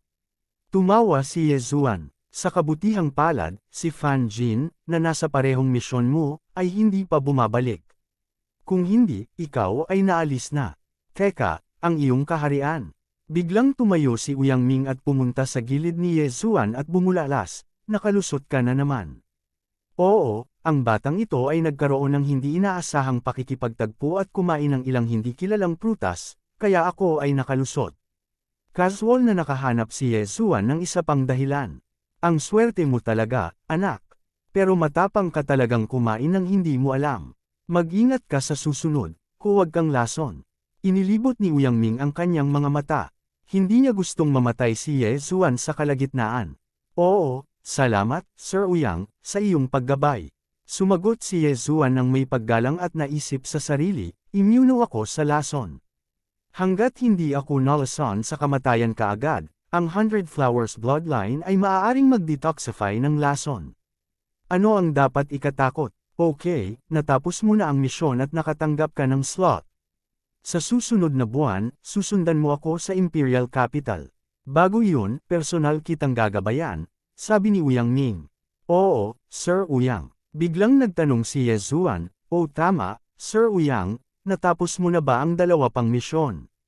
Tama, si Deng Yang ang unang nakakumpleto nito, na sinundan ni Guyi, at panghuli si Shang Yuxiang. Gayunpaman, sina Guyi at Shang Yuxiang ay itinalaga sa parehong gawain, at bumalik ka sa loob ng nakatakdang oras, kaya naalis si Shang Yuxiang, sagot ni Ouyangmeng. Tahimik na tumanggo si Yezuan. Tila napagdesisyonan na ang tatlong puwang. Deng Yang, ang anak ng second-rank prince ng Nanlin County, Guyi, at Yezuan. Agad na umalis si Yezuan. Masarap maging bata. Ang mga meridian ay hindi naayos, at ang potensyal ay hindi ganap na natap. Napakadaling masira. Napabuntong hininga si Uyang Ming. Ang mga meridian ng isang martial artist ay maaayos lamang sa edad na 25. Pagkatapos nito, ang kanilang bilis ng paglilinang ay lubos na mababawasan. Mula noon, kailangan nilang umasa sa akumulasyon ng oras. Bagamat si Uyang Ming ay nasa True Spirit Realm, siya ay nasa maagang yugto pa lamang. Alam niya ang sarili niyang mga kakayahan, at kung makakarating siya sa rurok ng True Spirit Realm sa kanyang buhay ay isang tanong pa rin. Si Yezuan ay nasa gitnang yugto ng ika-10 ranggo sa edad na 16. Tinansya ni Uyang Ming na makakalusot si Yezuan sa True Spirit Realm sa loob ng 1 o 2 taon. Bakit maraming tao ang mag-aaway dahil sa iisang henyo? Ang makapag-alaga ng gayong powerhouse ay isang napakakasasyang bagay. Bukod dito, inirekomenda ni Uyang Ming si Yezuan na lumahok sa Imperial Capital Tournament. Kung si Yezuan ay tumayo sa paligsahan at pinili ng mga opisyal ng korte o maging ng emperor, kung gayon ang kanyang katayuan ay tataas din. Paano kung si Yezuan ay naging dakilang general ng estado o ang Imperial Preceptor sa hinaharap? Sa sumunod na buwan, personal na ginabayan ni Uyang Ming si Yezuan at ang dalawa pa. Ang ama ni Deng Yang ay ang second-rank prince ng Nanlin County, at ang second-rank prince ng Nanlin County ay orihinal na isang True Spirit Realm powerhouse, kaya si Deng Yang ay may palpak na hitsura. Walang pakialam si Uyang Ming kay Deng Yang dahil pinilit siya ni Deng Yang ng second-rank prince ng Nanlin County. Minsan nang may utang si Uyang Ming sa second-rank prince ng Nanlin County, kaya tinanggap niya si Deng Yang. Gayunpaman, labis na pinahahalagahan ni Yezuan at Guyi ang isang buwang ito. Kailangang malaman ng isa na ito ay isang True Spirit Realm powerhouse. Ilang tao ang nangarap na mag-abayan ng isang True Spirit Realm powerhouse. Marami sa martial arts ni Guyi na hindi niya masyadong pamilyar ang biglang naliwanagan pagkatapos ng paliwanag ni Uyang Ming. Kabanata 119. Gayunpaman, si Uyang Ming ay hindi nagbigay sa kanila ng anumang bagay. Binigyan lang niya sila ng gabay. Kasabay nito, sa proseso ng paggabay sa kanya, nalaman din ni Deng Yang ang antas ng cultivation ni Yezuan. Agad niyang tiningnan si Yezuan na may nakakatakot na ekspresyon na naglalaman ng pagkapuot. Ang anak ng second-rank prince ng South Forest ay natalo ng iba. Kung ang balitang ito ay kakalat, ito ay magdudulot ng malaking kaguluhan. Ipinanganak ng second-rank prince ng South Forest si Deng Yang matapos makapasok sa True Spirit Realm. Sa madaling salita, ipinanganak si Deng Yang na may mas malakas na pangangatawan kaysa sa iba. Gayunpaman, dahil sa kanyang relasyon kay Uyang Ming, hindi nang ahas si Deng Yang na gumawa ng anuman kay Yezuan. Nagpapakita lang siya ng bakas ng puot paminsan-minsan. Mabilis na lumipas ang 1 buwan. Sa buwang ito, bagamat hindi tumaas ang cultivation base ni Yezuan, tumaas ng malaki ang kanyang combat power. Maliban sa paggabay kay Guyi, ginugol ni Uyang Ming ang halos lahat ng oras niya kay Yezuan. Si Yezuan ang trump card ni Uyang Ming. Kinakalkula ni Uyang Ming ang oras at tumawag ng isang karwahe ng demonyong hayop. Dinala niya si Yezuan at ang dalawa pa sa Mystic Sun Imperial Capital. Ang demonyong halimaw na ito ay ang Iron Armored Bull, isang rank 10 demonic beast. Tanging si Uyang Ming, na nasa True Spirit Realm, ang makakapagpaamo ng gayong demonyong halimaw. Gayunpaman, kahit isang rank 10 na demonyong hayop ay mangangailangan ng 10 araw upang marating ang Imperial Capital. Bago umalis, binigyan ni Uyang Ming si Yezuan at ang dalawa pang impormasyon. Ito ang impormasyon na kanyang nakolekta. May mga rekomendasyon mula sa ibang patrol envoys at ilang mga disipulo sa Imperial Capital. Ano? True Spirit Realm. Panipi. Sinulyapan ito ni Yezuan at lubos na nagulat. May mga eksperto sa True Spirit Realm sa mga kalahok ng Imperial Capital Competition. At medyo marami sila. Si Li Xiaotian, anak ng dakilang general ng Mystic Sun Empire, 23 taong gulang, Early True Spirit Realm. Lu Yu, anak ng punong ministro ng Mystic Sun Empire, 24 na taong gulang, Early True Spirit Realm. Jiang Xian, anak ng dakilang general ng Mystic Sun Empire, 22 taong gulang, Early True Spirit Realm. Matapos basahin ito, ganap na natigilan si Yezuan. Ang mga taong ito ay wala pang 25 taong gulang, ngunit nakalusot na sila sa True Spirit Realm. Ngunit hindi ito nakakagulat dahil ang mga opisyal na iyon ay hindi mahina. Kabilang sa kanila, ang National Protector General ay isang eksperto sa rurok ng True Spirit Realm. Paanong mahina ang bloodline ng anak niya? Maaari na akong makapasok sa tuktok ng ika-10 yugto ng Martial Path. Iniisip ko kung gaano karaming mga bagay ang kailangan kong lampasan sa True Spirit Realm. Napaisip si Yezuan sa kanyang sarili.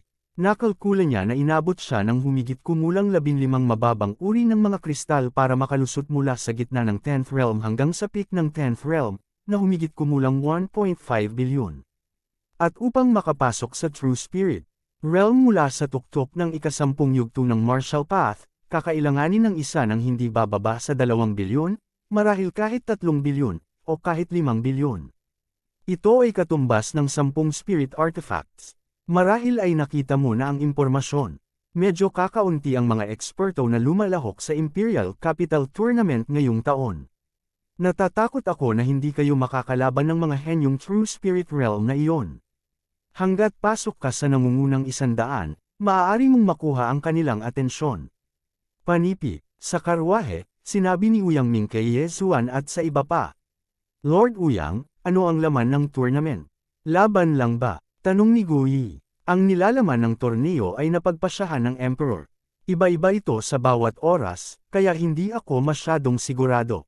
Gayunpaman, maraming pagkakataon sa Imperial Capital Tournament na ito. Minsan ay may mga taong nakalusot mula sa unang bahagi ng ika-10 yugto ng Martial Path hanggang sa True Spirit Realm sa Imperial Capital Tournament. Panipi, habang nagsasalita si Uyang Ming, ang kanyang tingin ay nahulog din kay Yezuan.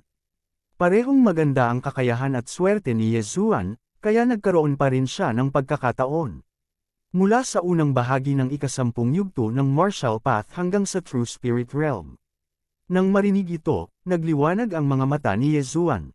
Tila maraming magagandang bagay. Lord Uyang, mayroong mahigit 1,000 tao sa impormasyong ito. Lahat sila ay mga martial artists sa ika-10 yugto ng Martial Path. Kung isasama natin ang mga nasa ika-9 na yugto ng Martial Path, natatakot ako na mayroong higit sa 10,000 tao, tanong ulit ni Guyi. Tama, mayroong higit 10,000 tao sa bawat paligsahan, kaya ang gusto kong sabihin sa iyo ay ang pinakamahalagang bagay ay manatiling buhay. Tumango si Uyang Ming. Tahimik namang sumang-ayon ang tatlo. Hanggat nabubuhay sila, lahat ay posible. Gayunpaman, naramdaman ni Yezuan na hanggat hindi niya nakilala ang mga henyong iyon sa True Spirit Realm, hindi dapat magkaroon ng problema. Pinagpapantasyahan na niya ang pag-stand out sa Imperial Capital Tournament, na kinilala ng Emperor, at nagkaroon ng meteoric rise. Pagkaraan ng 10 araw, sa wakas ay nakapasok na ang karwahe sa Imperial Capital. Ito ang unang pagkakataon ni Yezuan sa Imperial Capital. Si Guyi ay ganoon din, ngunit si Deng Yang ay hindi. Tumingin siya kina Yezuan at Guyi at ngumuso na may masamang tingin.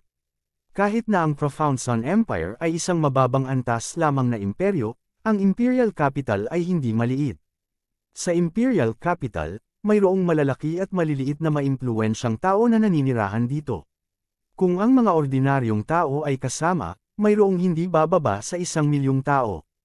Isang lungsod na may 1,000,000 tao ang naninirahan dito ay nagpakita kung gaano kalaki ang lungsod. Sa orihinal, hindi pinapayagan ng Imperial Capital na makapasok ang mga demonyong hayop, ngunit si Uyang Ming ay isang patrol envoy. Ang kanyang katayuan ay katumbas ng isang county king, kaya nakapasok siya sa Imperial Capital. Mayroon din siyang bahay sa Imperial Capital. Ito ang pansamantalang tirahan ni Ye Zuan. Ang Imperial Capital Tournament ay gaganapin sa loob ng 7 araw. Pagdating ng oras, babalik ako at isasama ko kayong lahat para sumali. Pagkasabi nito, umalis si Uyang Ming sa Uyang Manor at nagtungo sa Imperial Palace upang salubungin ang Emperor. Para kay Ye Zuan at sa dalawa pa, nanatili din sila sa kanilang sariling patio. Ang Imperial Capital ay hindi katulad ng South Forest City. Ang Imperial Capital ay napuno ng mga opisyal ng imperyo, kaya maraming mga powerhouse. Ang bilang ng mga powerhouse ng True Spirit Realm ay hindi bababa sa 100. Bukod dito, ang kasaganaan ng Imperial Capital ay hindi maihahambing sa isang ordinaryong lungsod. Kaya naman, iniisip ni Ye Zuan kung dapat ba niyang gamitin ang 2,000 devouring points para makakuha ng ilan pang bloodline para tumaas ang kanyang lakas. Siyempre, mayroon siyang ibang paraan upang pumunta, at iyon ay upang mag-upgrade. Kahit sa Imperial Capital, bihira ang Spirit Tools. Ang 2,000 devouring points ko ay makakabili ng 4 na Spirit Swords. Makalipas ang ilang beses, hindi ko akalain na makakalusot ako sa True Spirit Realm. Napaisip si Ye Zuan sa kanyang puso, ngunit sa huli, sumuko siya sa plano ng pag-upgrade. Sa oras na ito, mayroon ng isang bagay sa kanyang devouring space na maaaring makatulong sa kanya na makapasok sa tuktok ng Martial Path Rank 10. Kung ang 2,000 devouring points na ito ay hindi makakatulong sa kanya na makapasok sa True Spirit Realm, kung gayon ito ay isang malaking kawalan. Kaya naman, mas mabuting maging ligtas at piliin ang bloodline. Bagaman makapangyarihan ang 100 Beasts Bloodline, low-grade bloodline pa rin ito. Ang 100 Beasts Blood Essence slot ko ay bahagyang higit lang sa 700 points. Kahit na mangolekta ako ng 1,000 points, dahil hindi sapat ang realm ko, hindi ko sila mapagsasama. Bukod dito, mayroon na akong spirit tool, ang Water Splitting Sword. Kung gagamitin ko ang aking mga kamao, ang kapangyarihan ay magiging mas malakas kaysa sa espada, ngunit sa ilalim ng normal na mga pangyayari, ang espada ay mas mahusay kaysa sa mga kamao. Sa pag-iisip nito, gumawa ng desisyon si Ye Zuan. Palitan para sa Swordsman Bloodline. Ding, ipagpalit mo ang Swordsman Bloodline na matagumpay, gusto mo bang sumanib? Oo, Kabanata 120. Ang Swordsman Bloodline ay nagkakahalaga ng 300 na mga puntos sa paglamon. Maaari nitong mapataas ang pangunawa at kapangyarihan ng isang uri ng espada na martial arts. Bagamat ang Swordsman Bloodline ay isang low-grade bloodline lamang, maaari itong i-upgrade sa isang mid-grade na Swordsman Bloodline, isang high-grade na Sword Emperor Bloodline, isang top-grade na Sword Saint Bloodline, at isang God-grade na Sword Deity Bloodline. Ang ilang mga low-grade na bloodline ay maaari lamang gamitin ng isang beses at hindi maaaring i-upgrade. Sa makatuwid, kadalasang pipiliin ni Ye Zuan ang mga bloodline na maaaring i-upgrade upang maiwasang masayang ang mga ito. Matagumpay na pinagsama ang Swordsman Bloodline. Matapos makiisa sa Swordsman Bloodline, nakaramdam din si Ye Zuan ng bahagyang pagbabago. Hinawakan niya ang Water Splitting Sword sa kanyang kamay na para bang naging isa siya sa Water Splitting Sword. Shoo! Biglang itinaas ni Ye Zuan ang kanyang kamay at naglaslas. Ito ay isang rank siyam na martial art mula sa Shattering Cloud Sect. Ang kapangyarihan ay talagang mas malakas, hindi bababa sa 20%. Tumango si Ye Zuan ng may kasiyahan. Tila ang 300 na paglamon ng mga puntos ay naubos ng husto. Kung maa-upgrade niya ang Swordsman Bloodline sa hinaharap, ang kanyang sword type na martial arts ay lalakas ng naaayon. Baka ma-upgrade pa niya ang isang rank siyam na martial art sa isang rank 10 martial art. Sa sandaling ito, isang system notification ang tumunog sa isipan ni Ye Zuan. Ding! Matagumpay na nakipag-fuse ang host sa Swordsman Bloodline. Maari nang bumili ang host ng martial art na kasama nito, Azure Lotus Sword Codex. Oh, nang marinig ito, medyo nagulat si Ye Zuan. Ang mga bagay na ibinebenta sa sistema ng paglamon ay hindi masyadong tiyak. Halimbawa, ang 100 Flower Bloodline. Bago binili ni Yezuan ang Swordsman Bloodline, hindi niya alam na may kasamang martial art. Gayunpaman, nang makita niya ang presyo ng Azure Lotus Sword Codex, natigilan siya. Azure Lotus Sword Codex, isang spiritual level martial art na mabibili pagkatapos ng pagsasama sa Swordsman Bloodline. Nagkakahalaga ito ng 500 devouring points. Isang spiritual level martial art. Nagulat si Yezuan. Ngayong nakalusot na siya sa rank 10 martial path, maaari na siyang bumili ng spiritual level martial art. Gayunpaman, ang spiritual level martial art sa sistema ng paglamon ay medyo mahal. Nagkakahalaga ito ng higit sa 1,000 puntos, kaya tiniis ito ni Yezuan. Hindi niya inaasahan na pagkatapos makipag-fusion sa Swordsman Bloodline, makakabili siya ng spiritual level martial art sa isang discount. Bumili. Nang walang pagdadalawang isip, pinili ni Yezuan na bilhin ito. Matapos bawasin ng 500 puntos mula sa devouring system, isang figure ng liwanag ang lumitaw sa isip ni Yezuan.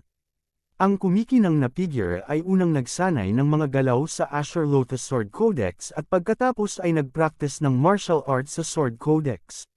Green Lotus Sword Technique, Myriad Flower Sword, Lotus Armor, mga Green Lotus Steps. Si Yezuan ay may bloodline ng isang swordsman, kaya nalaman niya ito kaagad. Pero sa totoong mundo, wala ni isang segundo ang lumipas. Naku, napakalakas ng spirit level martial arts. Ang Azure Lotus Sword Codex na ito ay may kasamang cultivation method, martial skills, agility martial arts, at rare protective martial arts. Tuwang-tuwa si Yezuan. Ang Green Lotus Sword Arts ay isang cultivation technique, ngunit iba ito sa mga normal na teknik. Kailangan niyang sundin ang mga galaw. Habang nagsasanay, palagi niyang hinihigop ang Yuan Qi ng langit at lupa at gagawing espiritual na kapangyarihan. Si Yezuan ay umasa sa paglamon sa level up, kaya ang Green Lotus Sword Arts ay hindi masyadong kapaki-pakinabang para sa cultivation. Ngunit sa 100 Flower Bloodline, napakabisa nito para sa pagbawi ng espiritual na kapangyarihan. Tulad ng para sa Myriad Flower Sword, ito ay mas malakas. Kapag tumusok ang espada, maaari itong mahati agad sa 18 blades upang salakayin ang kalaban. Ang ikalawang antas ay may 36 na talam, at ang ikatlong antas ay may 72 na talam. Si Yezuan ay may bloodline ng isang swordsman, kaya diretso siyang nag-ensayo sa ikalawang antas, na nangangahulugan na maaari siyang magsaksak ng 36 na talam gamit ang isang espada. Tulad ng para sa Lotus Armor, ito ay isang protective martial art. Maaari itong gumamit ng espiritual na kapangyarihan upang bumuo ng isang lotus upang harangan ang pag-atake ng kalaban. Tulad ng para sa Green Lotus Steps, ito ay isang martial art ng paggalaw. Kahit na ito ay napakabilis, ang hitsura ng isang lotus sa bawat hakbang ay nagparamdam kay Yezuan na ito ay medyo pambabae. Kung alam kong napakaganda ng bloodline ng isang escrimador, matagal ko nang binili. Ang 4 na martial arts na ito na pinagsama-sama ay malamang na nagkakahalaga ng ilang libong devouring points. Panipi, pakiramdam ni Yezuan ay labis na walang magawa, ngunit hindi ito mahalaga. Hindi ba siya bumili ngayon? Matapos malaman ng tungkol sa mga benepisyo ng bloodline, bumili si Yezuan ng isa pang bloodline. Ang Sagittarius Bloodline. Ang Sagittarius Bloodline na ito ay hindi lamang nakapagpapabuti ng paningin ng isang tao, ngunit nadaragdagan din ang lakas ng pag-atake at pangunawa ng archery martial arts. Ito ay nagkakahalaga ng 200 devouring points. Pinakamahalaga, ito ay talagang may kasamang isang set ng spiritual level martial arts. Gayunpaman, ang set ng spiritual level martial arts na ito ay nagkakahalaga lamang ng 200 devouring point, at mayroon lamang itong isang galaw, na tinatawag na sharpshooter. Ang sharpshooter ay isang martial art na may malakas na penetrative power. Kung ito ay ipinaraise sa isang spiritual weapon, madali itong tumama sa isang target na 1,500 metro ang layo. Makukuha mo ang binabayaran mo. Ang 200 na paglamon ng mga puntos. Upang bumili ng isang set ng spiritual level martial arts ay itinuturing na isang tubo. Ngayong si Yezuan ay may parehong long range at close combat ability, naniwala siya na tiyak na sisikat siya sa Imperial Capital Tournament at kikilalanan ng Emperor bilang isang tiwaling opisyal. Sa loob ng 7 araw na ito, nanatili si Ye Zuan sa Uyang Manor ng masunurin. Natutunan lang niya ang Myriad Flower Sword at sinanay lang ito hanggang sa pangalawang layer, kaya gusto niyang sanayin ito hanggang sa ikatlong layer. Ang pangalawang layer ay may 36 na ray ng liwanag, habang ang ikatlong layer ay may 72 ray. Doble ang taas nito. Kapag ginamit na ang ikatlong layer ng Myriad Flower Sword, tiyak na hindi makakapagtanggol laban dito ang isang martial artist. Kahit na ang isang true spirit realm expert ay kailangang umatras. Pagkaraan ng 7 araw, bumalik si Uyang Ming tulad ng inaasahan. Kasabay nito, handa nang umalis si Ye Zuan. Pagkabalik ni Uyang Ming, umalis siya kasama si Ye Zuan at ang dalawa pa at dumiretso sa Imperial Palace. Ngayon ang araw ng Imperial Capital Tournament. Nagkagulo ang buong lungsod. Ito ay mas masigla kaysa sa kasal ng Imperial Princess. Ang Imperial Capital Tournament ay ang pinakadakilang kaganapan sa Profound Sun Empire. Sa mga kasalukuyang opisyal at general, marami ang namumukod-tangi sa Imperial Capital Tournament. Hindi lamang iyon, ngunit marami sa mga Imperial Inspectors at Dukes ay pinili din ng Emperor. Ganoon din si Uyang Ming. Halos lahat ay dumating na may ideya na ipagkaloob ang titulong Dukes at Dukes. Dinala ni Uyang Ming si Ye Zuan at ang dalawa pa sa Imperial Capital. Matapos ma-verify ang kanilang mga pagkakakilanlan, nakatanggap sila ng isang token ng pagkakakilanlan. Gayunpaman, nang matanggap ni Ye Zuan ang identity token, may ilang mga figure na biglang lumakad patungo sa kanila. Uyang Ming, hindi ko inaasahan na magdadala ka ng mga tao para sumali sa tournament sa pagkakataong ito. Hindi ka ba natatakot na mamatay silang lahat? Isang malalim na boses ang narinig. Bago tumalikod si Ouyang Mang, pinagsalubong niya ang kanyang mga kilay. Paanong hindi niya makilala ang boses? Pinalaki ni Ye Zuan ang bagong dating. Ito ay isang matipunong lalaki na nakasuot ng uniforme ng Imperial Inspector tulad ni Uyang Ming. Ang matipunong lalaking ito ay may malakas na likod at may baywang ng oso. Ang kanyang mga braso ay malamang na mas makapal kaysa sa leeg ni Ye Zuan. Sa likod niya ay may 3 binata. Gayunpaman, hindi pinansin ng 3 taong ito si Ye Zuan at ang dalawa pa at nakatuon lamang sila kay Uyang Ming. Tianjin, kinaikit ni Uyang Ming ang kanyang mga mata.